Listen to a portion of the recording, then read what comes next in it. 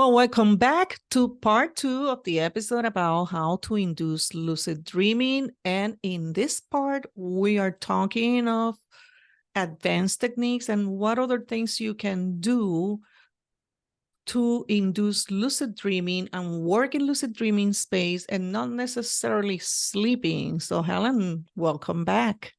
Thank you. I'm glad to be back. This is such an interesting topic. Yes, and we're going to take it a step further here.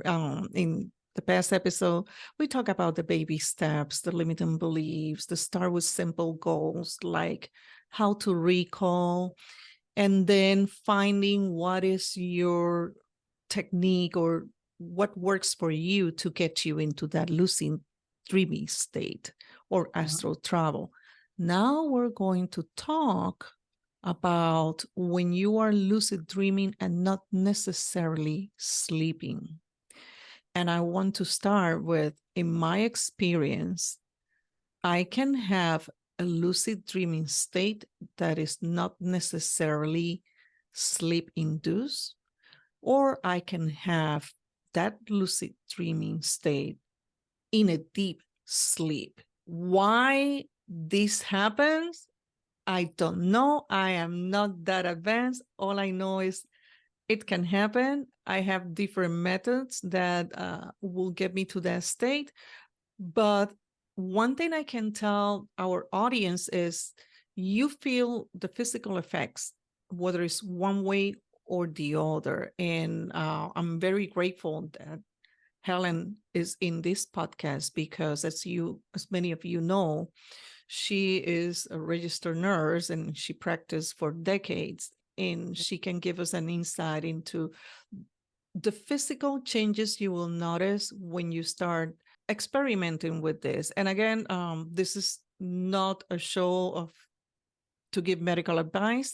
What we discuss here is for you to have an awareness. If you experience a medical condition or you have health conditions, you should reach out to your medical healthcare professional. Yes, you don't let it take the place of medical guidance. Also, of your doctor's instructions on what to do.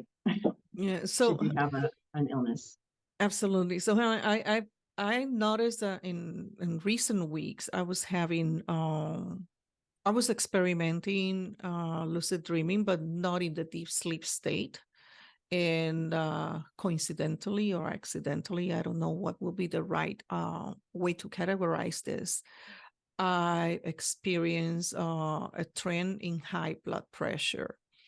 Now, medically speaking, I am not a patient that has any conditions of high blood pressure. As a matter of fact, it's never been in my medical history, but I went through this. So my question to you is, taking aside my medical situation, is this something that you can find in people that have this kind of experience, out of body, lucid dreaming, astral traveling?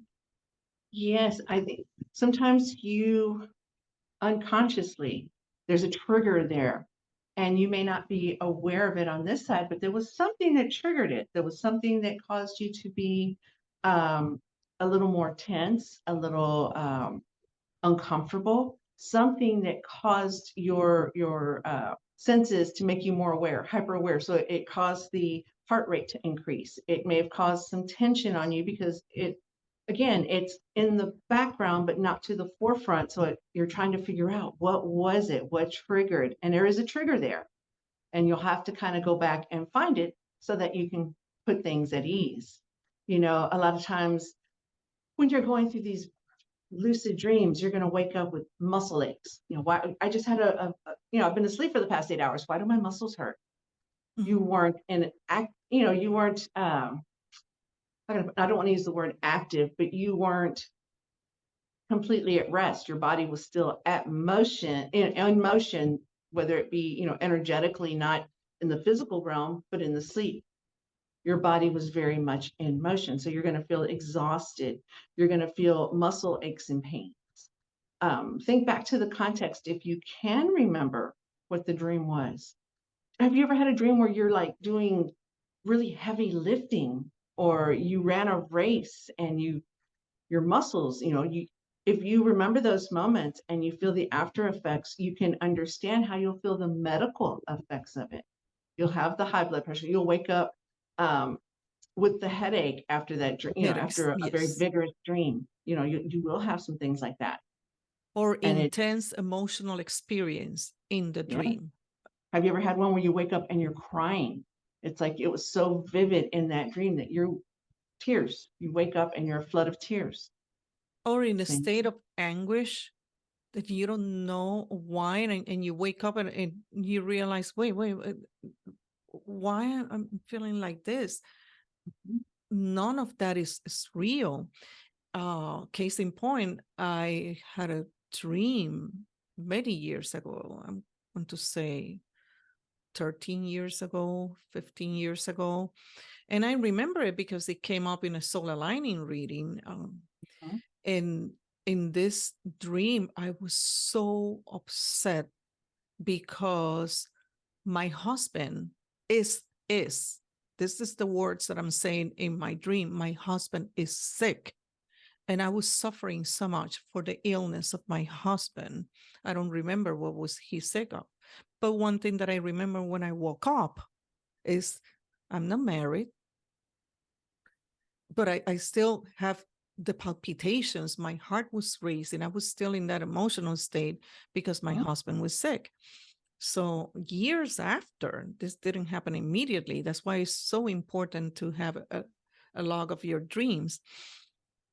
In the soul aligning, Jamie finds a past life, and it's not that we dig into past life on purpose. It's just to explain something specifically that is happening in this life that is either creating a blockage or something that you had to address.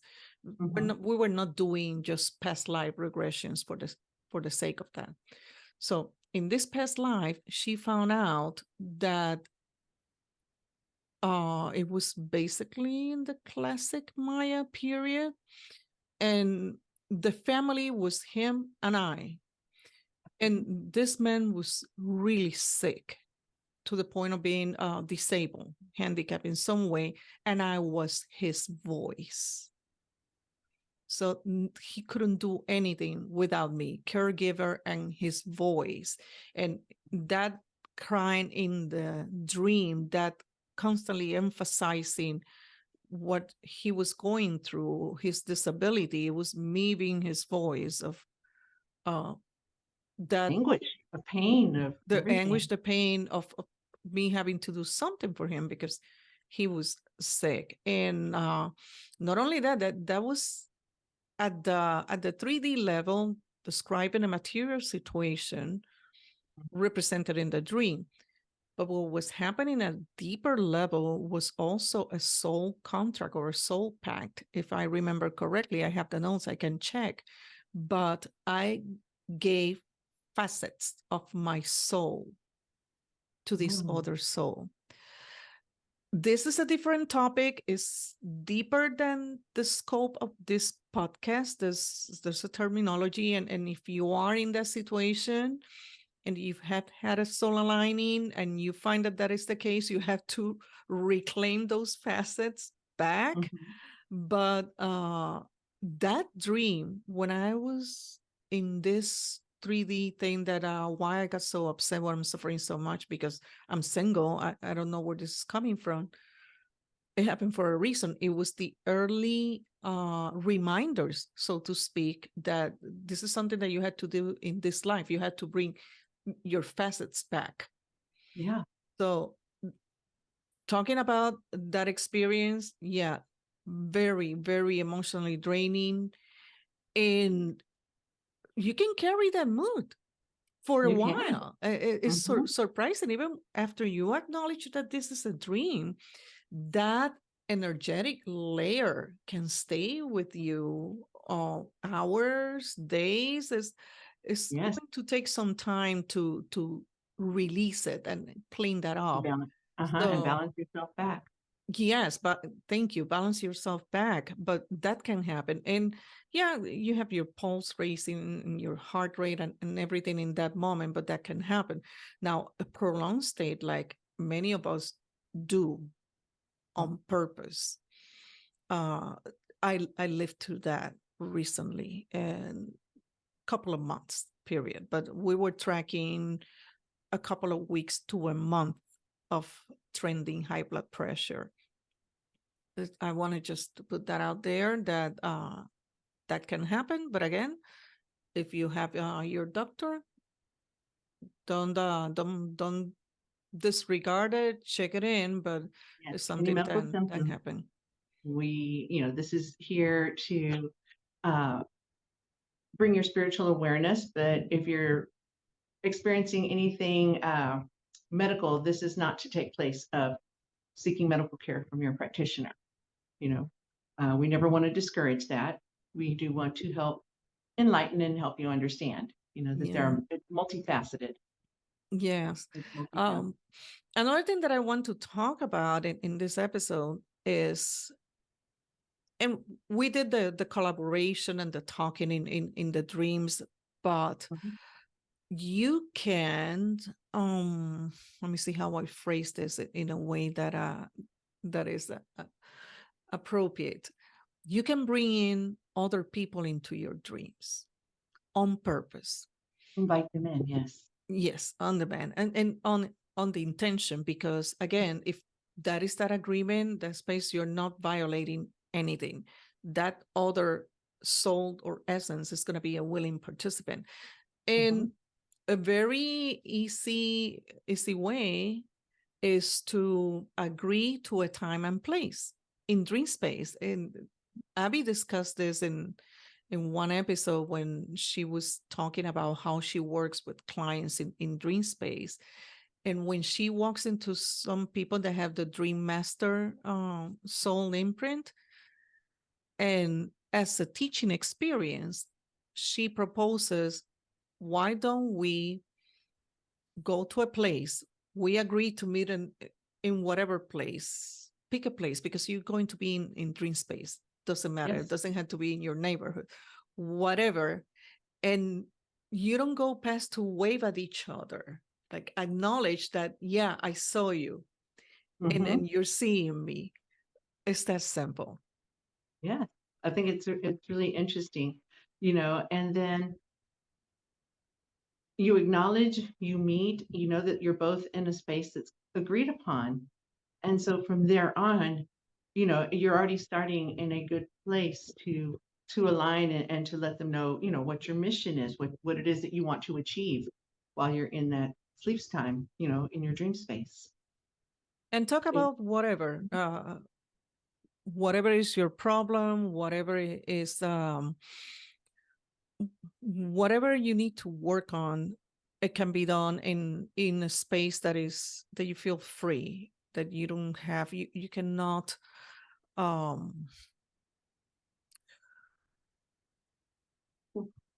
again. I was gonna say, how some people are instantly, I can't do that. A lot of people are gonna be, I don't know, I don't know if I can do that. Think of it this way. Have you ever thought of a friend that you hadn't talked to for a long time? Suddenly your phone rings or you get that message and they're like, just thinking of you. Mhm. It's very similar along the same path. Yes. You're thinking of them. They picked up on the signal. It's going to be the same way in your dream space. You're going to think of them, extend that invitation for them to meet you at a, agreed upon place, but don't make it, don't feel as if it's an overwhelming, it's such a big ordeal. It's as Yeah. simple as getting that message from a friend or getting that phone call from someone you were just thinking about. It's aligned in that same energy, just as easy as it is on the 3D as it is in the other planes. It's a signal. That's what Yeah. it is. It's a signal, and you can speak openly, because in this dream space, there's no reason to pretend that things are not happening, or there are things that you don't want to bring to the forefront. That's the whole purpose of being in dream space. And that's The why same people like you and Abby work with clients that probably are not able to speak freely, or they're not even aware of the issues that they need to address until they find themselves in that dream space. Think of it as your safe zone, where you are allowed to um, put your thoughts, put your feelings out there and them be understood, accepted. You're not going to have someone who you have that pact with reject your feelings. You're there to support each other, to help guide each other. So it is your safe space. You can, divulge what you feel you need to say. Absolutely, absolutely. And another use of dream space is exploration. There's been a lot of talk, and I'm not gonna entertain conspiracy theories or experiments or things like that, but we all know that governments or even in medical research, this is something that is also used as remote viewing, a technique of remote viewing. And before getting into that, you really need to understand how you're going to project your consciousness and also set some boundaries. Yes. I think up until this moment, we haven't talked about boundaries. We have talked about setting intentions, but we're talking about a space, a safe space to be open. But in exploration, this is by design. Let me put it this way: by design, you're going to project your consciousness to another location or to another level of energy or dimension, and you need to set some boundaries. Who can be in this space? What is it that you are going to explore? And I don't know if you have had that kind of experience. If sometimes I find myself in places just by accident. I don't know how to characterize the accidental experience.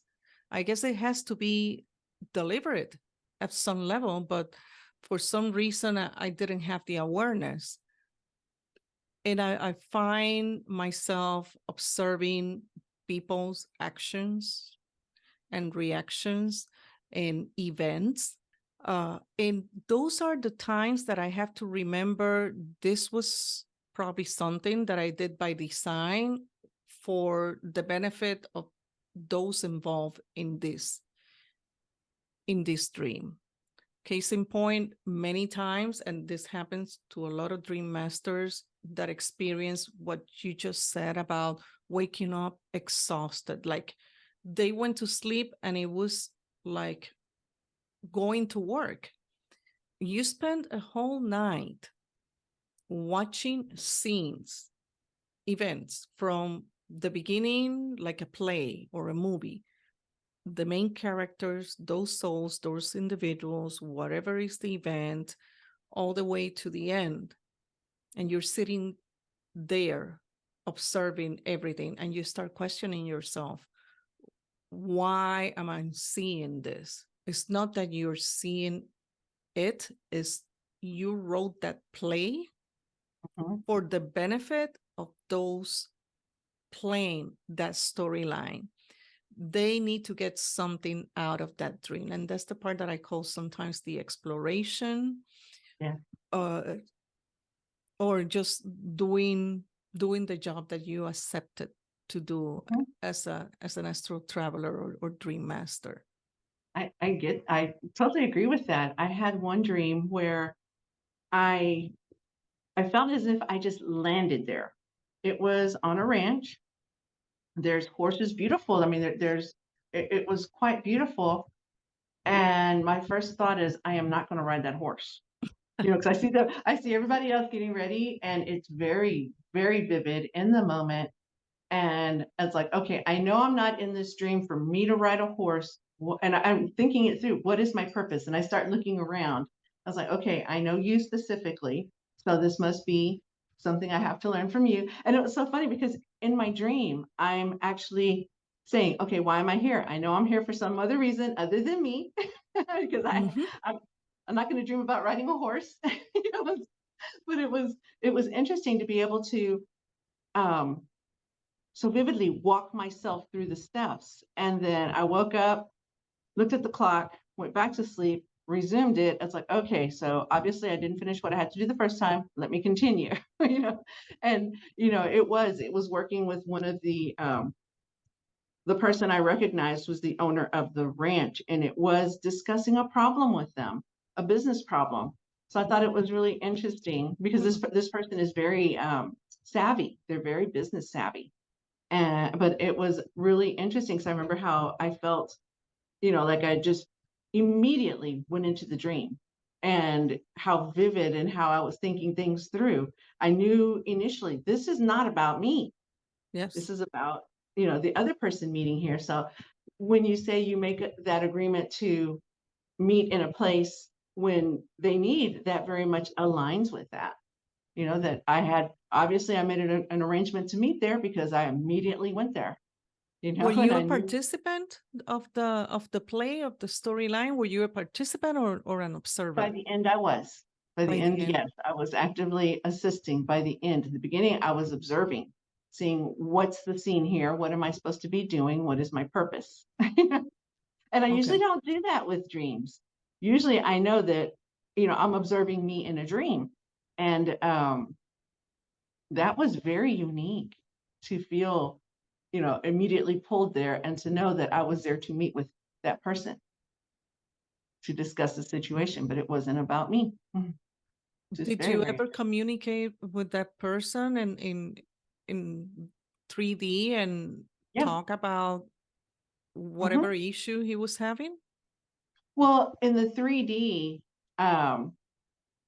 he was our neighbor.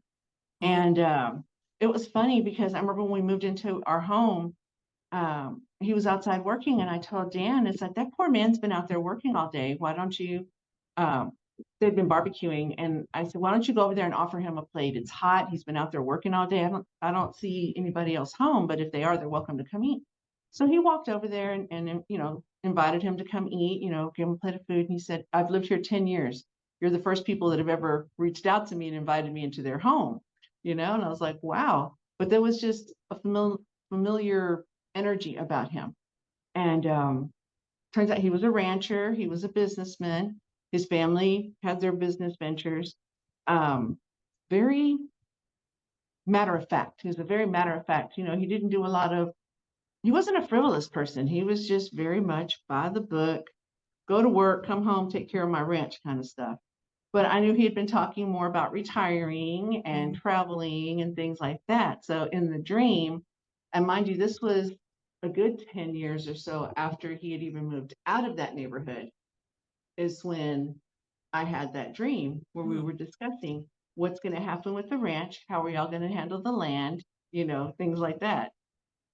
It was very interesting, just bouncing. He was just bouncing his ideas of how he wanted to handle everything. A And I planning had, session, yeah, like a it was very, planning session for mm, that new stage of his life that he felt that he wasn't as savvy as he was. He wasn't sure on how to approach it. That's wow. That's yeah, and you were just neighbors. It's not that there yeah, was just a neighbors, close just relationship neighbors. or anything. No, we were just neighbors, someone we had just met because we moved in next door, and it was really interesting. Yeah. Um, and normally I would not be, I might, if I see somebody out working, and it looks hot, I'll say, would you like, a bottle of water, whatever, for whatever reason. Again, it's like my soul recognized him, and I told my husband, we need to offer him something. We need to offer him something to drink, and we need to offer him some food. It wasn't like we were in a poor community, Uh-huh. but it, Uh-huh. it was internal. I knew that I had to make that connection, Wow. very, yeah, interesting. Very, very interesting. Wow. That's good because not having that relationship in 3D, that closeness probably gave him an objective perspective.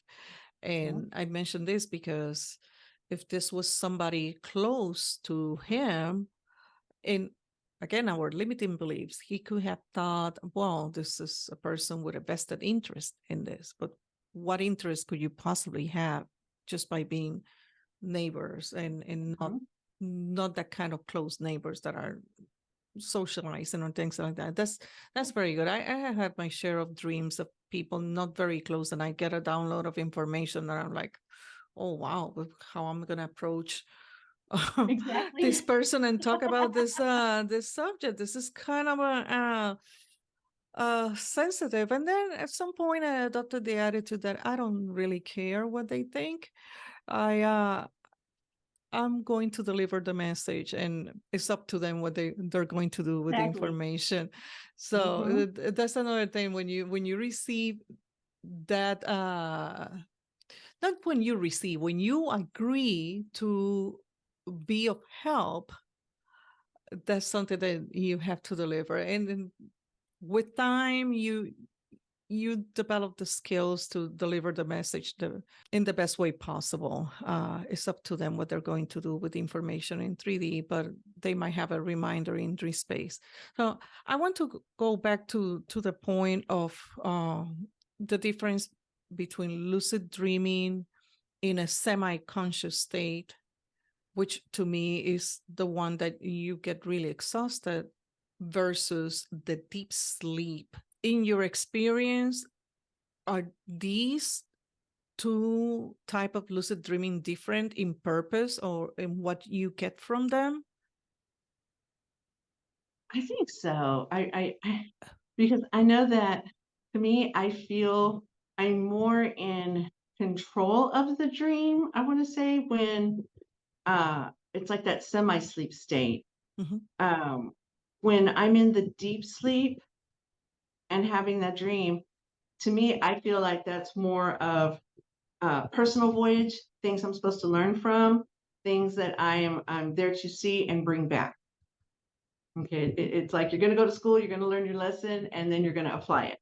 I feel that the deep sleep is that way for me, for myself personally. I agree. I didn't want to say anything, but in evaluating what happens in each type of experience, yes, I found out when I go into the deep sleep. First of all, I can recall at what point I just go black out. That's the first thing. And I have a vivid and very clear recollection of what happened. And it's always about me, my journey, my issues, my things. Is that kind of deep sleep.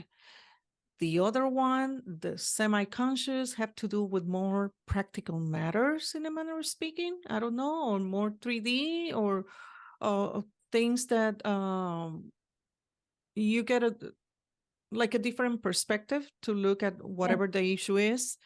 Not a big deal. It's yes, it's exhausting. I think it takes more effort, but yes, it's more of practical material things, or maybe to participate in something for somebody else. It seems that is easy to craft these dreams for others than what it is for you. Um, I do have a question, and I don't want this to seem, out of left field.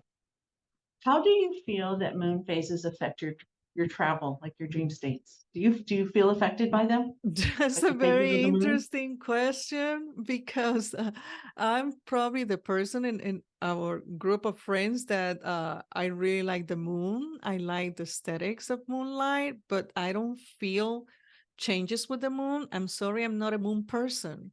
And that's what I tell everybody. I'm not a moon person. I really like it. But the other thing is in the area where I live at, uh, very rarely you have the how I put this, here with the dark winter nights and the weather, if there's a full moon or waxing gibbons, whatever, you kind of miss it. And to me, if you miss it, it's like out of sight, out of mind. You don't Mhm, feel it. I know a lot of people that experience a lot of release, emotion release, approaching the full moon, and then they kind of recover and recalibrate after mhm. that period. They're very sensitive to that. I also have a friend that she enjoys moonlight energy, but easy to do that when you live in the tropics. Yes. You have no restrictions unless you're in the rain season or hurricane season. That's a different deal.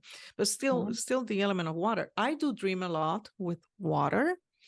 And water, of course, we know the physical effect, the mechanics of water in the planet and the moon, the proximity of the moon. I have a lot of dreams with water, but I cannot say, or I cannot correlate with moon phases. So to answer your question shortly, I don't track dream activity with the moon. Yeah. I just every day something happens, but maybe I should bring that into my awareness and see. Maybe I am sensitive to moon phases. It's not in my awareness, but And just, I think if you journal, just kind of write on the little margin, was it a full moon? Was it a, new moon? So yeah, the what date. phase? Yeah. Yeah, and correlate with the calendar.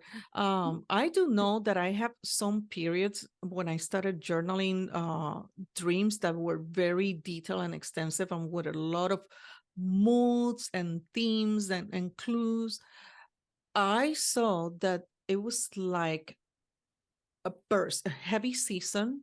Then I went into a plateau and then it Mhm. picked again. Yeah.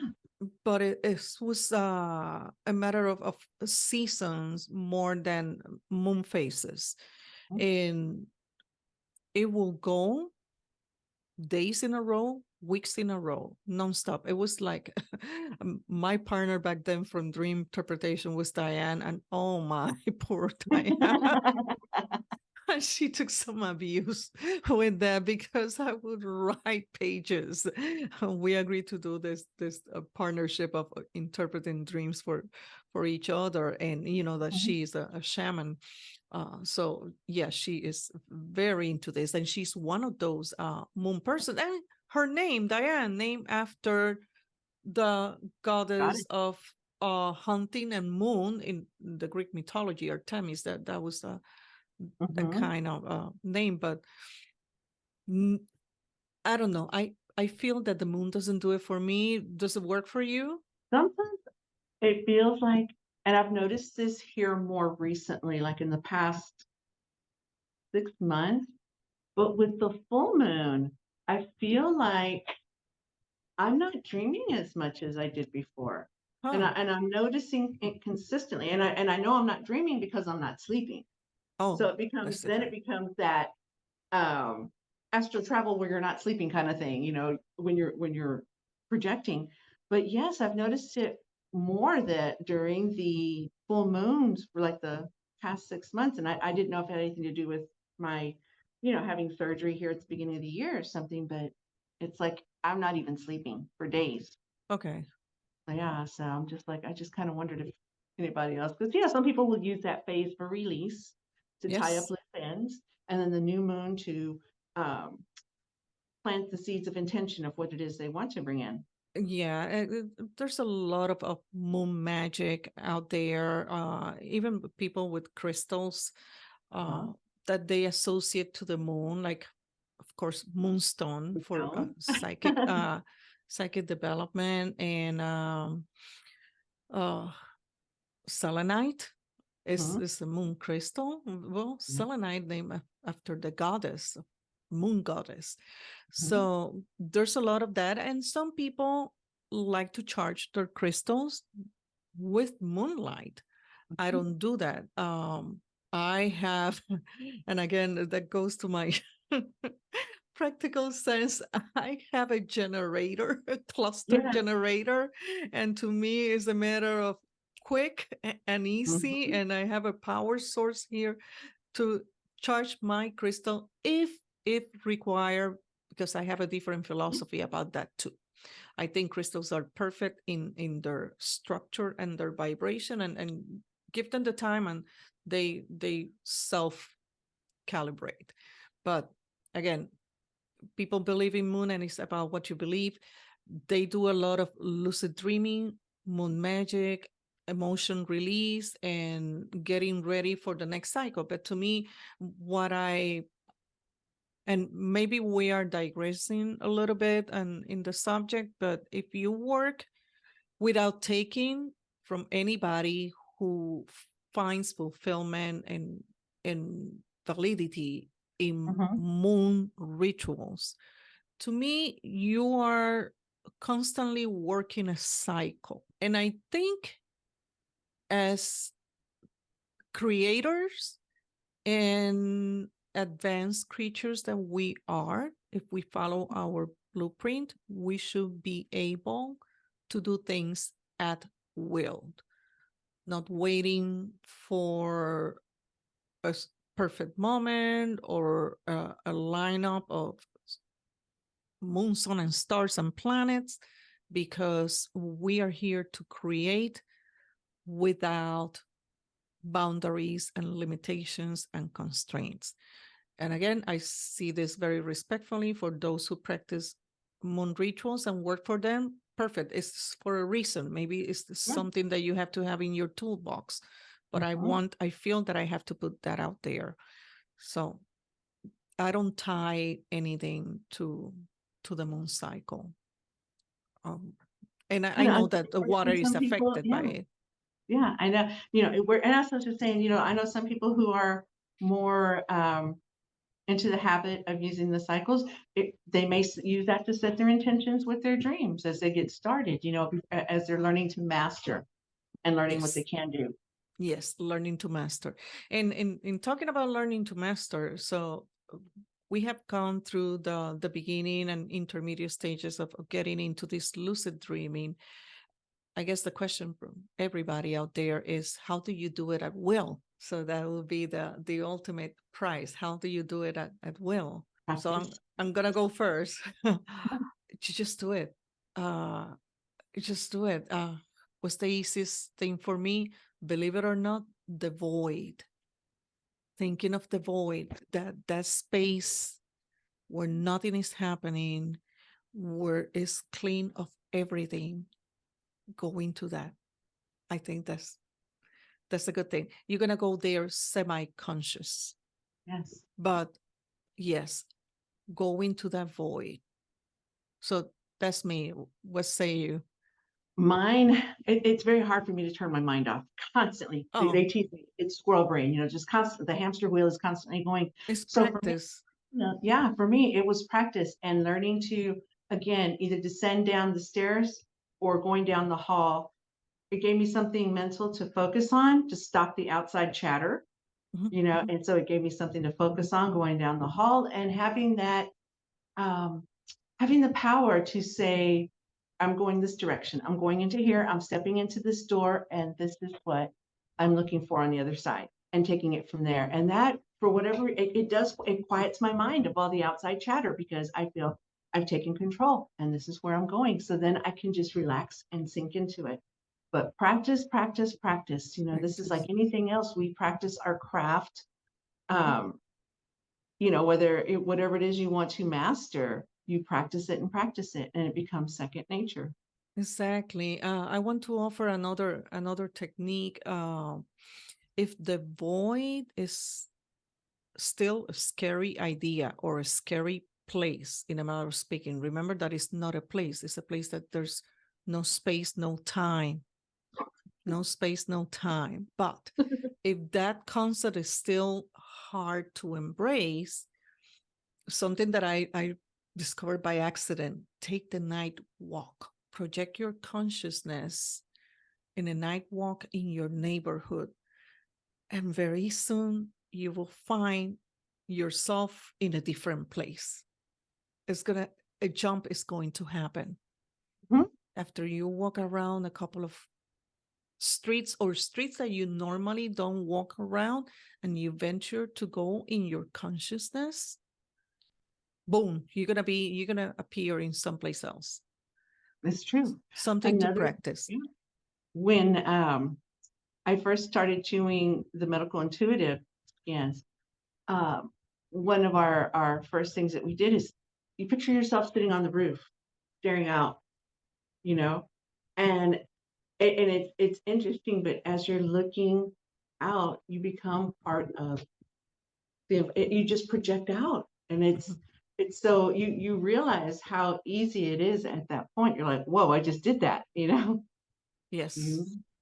yeah, it is. You picture yourself sitting on the roof, just looking out, and then you're immersed in it. Yep. And Yes. you're just there. And you appear where you appear. Mhm, And from there, whatever the experience happens, for me, I go to events in the past, like revisiting them. Um, I can see the alternate realities. Like, did I go to college or not? That's like a decision point. mhm, Basically, my experience is that is in every decision point of my life, I get to see the what if from my perspective in this where I'm standing now in this point, which will be the outside perspective for my essence on that parallel or that alternate life. But it's very good. I think the exercise and lucid dreaming this way in examining decision points, it has some value for people that are still questioning or thinking that the only fix for their lives, and again it's a limiting beliefs, is to go back to the past and fix something. I personally don't believe that is a technique. mhm. To me, I see this as a learning experience that no, the decision point is the right here right now, because you're Yeah, making a decision every second of the day. mhm, But for some that are still set on, well, if I had my say, I would do things in a different way, but then it would have been a different outcome, or it still is a different outcome. yeah, Go check it out and see if you like it. mhm, And in the alternative, you can change it right here. It's the same case of visiting past lives, the constant visiting of past life. I understand why in some cases it's a good exercise to fix something in this decision point right here, right now. But the attachment or obsessing about what was in the past, in our idea of what is the past, again, I personally don't think is productive. But the exercise of this visiting, not going and trying to force a change and wake up from this experience all frustrated, just visiting those decision points, there's a learning experience in there. there is. You're looking at all the possibilities. I mean, I always and it's funny because when I explain it to clients, we're at a constant crossroads. You're Mhm. either going to go forward, backwards, left, or right, but it's a decision point. And even if your decision is to do nothing, It's you still a accept the fact that decision. you're not going to, yeah, it's still a decision, and you know that nothing's going to change. You're just going to stay planted there. But if Yes. you want to see change, you really have to do something, you know, and by visiting in your dreams, you have the opportunity of seeing your alternatives, which is that way you want to go on the road. You know, I love meeting, you know, during my travels, I love talking to family members, and those who have passed too will meet me at a point and we'll talk and discuss. And, you know, I like that, having that ability to freely um, meet and talk and say, you know what, I don't feel comfortable with that decision. You know, should I have done something different? And hearing, you know, input from my loved ones. I love that because it again, it just gives me affirmation of, well, you know, if you go back and revisit it and just make little tweaks along the way, you're going to have a better outcome. Make You it know, right here, right now. Like you said, yeah, we're in a crossroads all the time. It's yeah, what I'm trying to see is that people have this attachment to the past, and if I cannot do this because of what happened to me in the past, yeah, or I yeah. cannot do this because my time to fix this is long gone. No, you No, decide in every moment. This is only a tool mhm, to visualize or compare and contrast, but the fixing is in the right here, right now. Everything is an instantaneous function. And I know that's a mathematical concept, but everything is an instantaneous function. It's the right here. Yeah, it's nice as a learning experience to practice visiting the decision points, but move forward and Yeah. use this tool for the best. And what if, aside from visiting that decision point, do something different? Create a scenario in your mind and visit that scenario. Yeah. So forget about going back and try to tweak something. Is no. This is my construct. This is what I want to see. This is my vision. Let's play the story, or reach out to one of us, the dream master, Yeah. to play What that do I have the to fix here and storyline. now to move this, to go in the And direction I want to do? What do I got to do now? exactly, and do that now. And that is again part. And I know that we, at this point, we sound like a broken record. That is part of intention. It's part of Yeah. setting the intention and believing that you can do this, that you can command this. So stop visiting the past, or having those guilty feelings, or thinking that if you could go back in time, your life in the right here, right now will be better. Start from the right here, right now.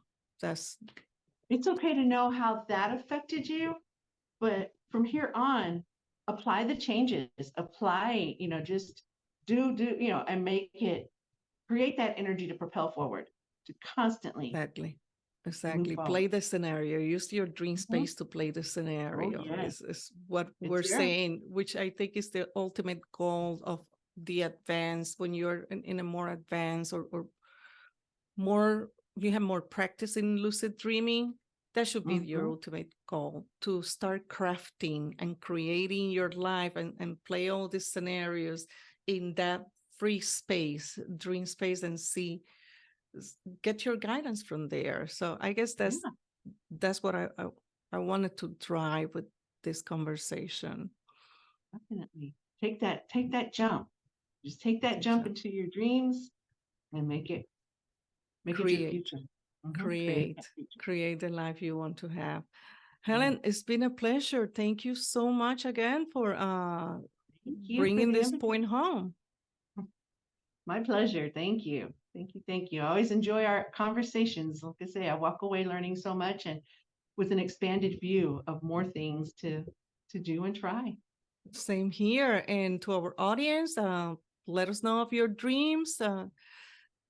Don't miss the next episode. Thank you for being with us and the support you're giving to this podcast. And until next time, sweet dreams.